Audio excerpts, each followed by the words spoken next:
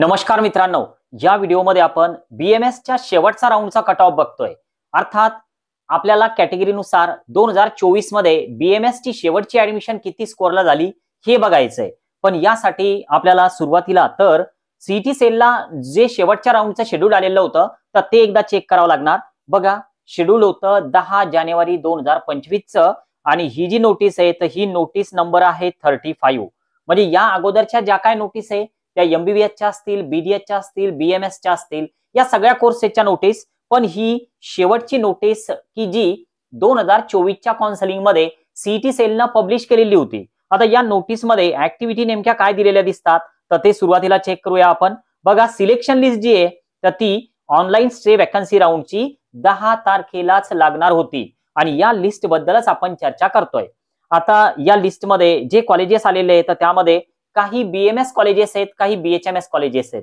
पण जर समजा आपण लिस्ट बघितली, तुम्हाला सध्या स्क्रीनवर दिसतंय की या राऊंडचं जे जॉईनिंग होतं तर ते जवळपास 13/1/2025 पर्यंत ठेवण्यात आलेलं होतं, संध्याकाळी 5:30 वाजेपर्यंत। तर हे सगळं तुम्हाला इथं वरती स्क्रीनवर बघायला मिळेल। हे बघा, 13/1/2025। आता तुम्ही जरी यावर्षी जरी नीट दिलेली असेल किंवा देणार असाल तरी सुद्धा आपल्याला हे बघणं खूप गरजेचं आहे की नेमक्या ऍडमिशन कशा होतात। आता या पीडीएफला थोडक्यात दोनच पेजेस आहे, सीट्स खूप कमी वॅकंट होत्या। आता जर समजा आपण या पीडीएफचा जर विचार केला तर शेवटी जे नंबर 2चं पेज आहे तर त्यामध्ये आयक्यू असं लिहिलेलं दिसतं। या आयक्यूचा अर्थ काय तर या सर्व मॅनेजमेंट कोटाच्या सीट्स आहेत, तर त्याचा कट ऑफ आपण बघणार नाही। आपल्याला स्टेट कोटाचा कट ऑफ बघायचा आहे की बीएमएस ची ऍडमिशन कॅटेगरीनुसार किती मार्क्सला झाली। यासाठी आपण थोडं स्क्रोल करूया या पीडीएफला आणि ज्या पण ऍडमिशन आहेत की ज्यामध्ये बीएमएस मिळालेलं आहे तर यामध्ये जर का आपण बघायला गेलो तर बघा, यामध्ये थोडं आता तुम्हाला थोडा फोकस करायचा आहे कॅटेगरीवर आणि मिळालेल्या कॉलेजवर। जर समजा आपण हे झूम करून बघितलं तर हे 3290 नंबरचं जे कॉलेज आहे तर हे आहे BMS college, Rajshree Shahu Maharaj BMS college Buldhana. आणि हे जे कॉलेज आहे तर हे या लिस्ट मधलं बीएमएस कॉलेज की जे स्टेट कोटामधून मिळालेलं आहे। आता ही कॅटेगरी नेमकी कोणती तर ही आहे मित्रांनो एसईबीसी कॅटेगरी। बघा, एसईबीसी कॅटेगरी। आणि आता या विद्यार्थ्याचं नाव जर आपण बघितलं तर नाव सुद्धा यामध्ये दिलेलं आहे, बघू शकता तुम्ही पण, श्रीकृष्ण नावाचा हा विद्यार्थी आहे। आता याचा जो ऑल इंडिया रँक आहे तर तो आहे मित्रांनो 5,84,697। ओके, आता जो एसईबीसीचा ऑल इंडिया रँक आहे तर तो या ठिकाणी मी लिहिलेला आहे, तो आहे 5,84,697। प्रश्न असा की याचा स्कोर किती होता तर याला नीट मध्ये 310 मार्क्स होते मित्रांनो। याचा नंबर हा शेवटच्या राऊंड मध्ये लागलेला आहे।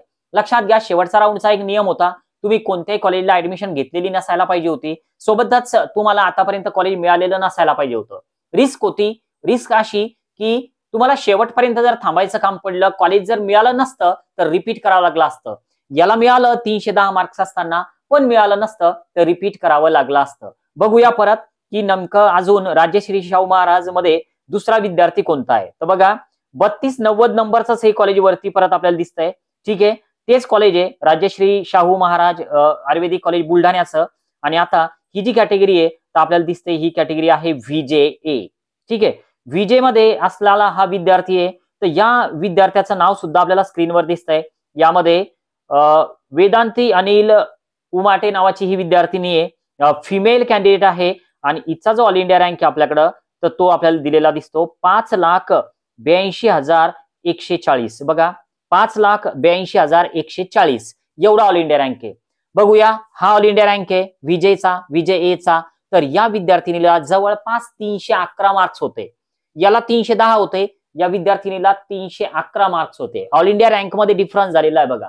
आता व्हीजे मग यावर्षी सुद्धा 25 मध्ये सुद्धा 311 वर ऍडमिशन होईल का तर आतापासून हे प्रेडिक्ट करणं खूप कठीण आहे। आता बघूया समोर नेमका अजून कॅटेगरीनुसार आपल्याला काय दिलेलं दिसतं।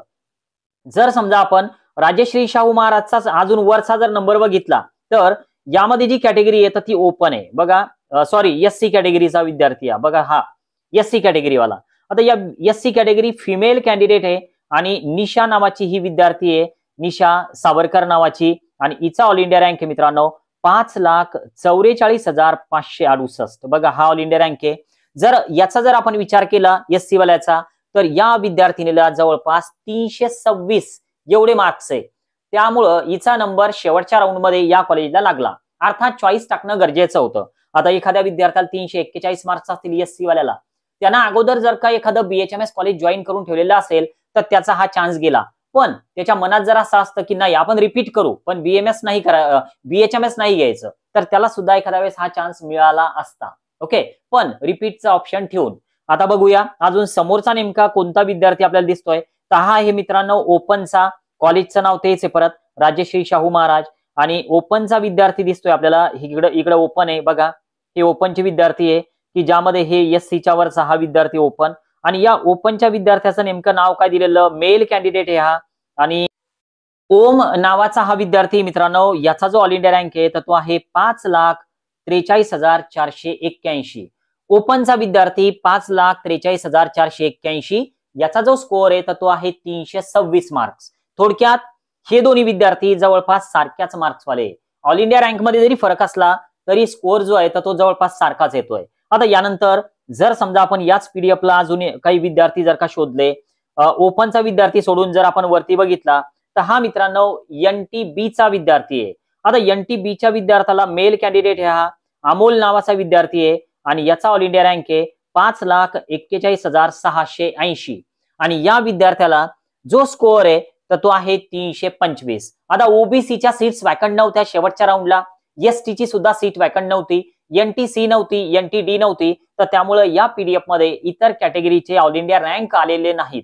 ओके, आज आपण या ठिकाणी थांबतोय. नवीन असाल सबस्क्राईब करायला विसरू नका. Okay, bye.